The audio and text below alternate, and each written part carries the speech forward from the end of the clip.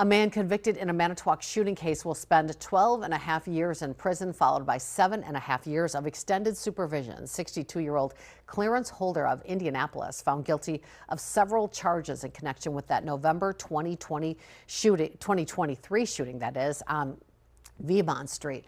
A jury acquitted him of the most serious count, that was attempted homicide. Police say the attack was targeted, not random, and that a struggle left behind evidence that helped build the case. Clarence was arrested with Diane Holder in 2024. Her counts were filed as party to a crime, with the judge dismissing those charges against her.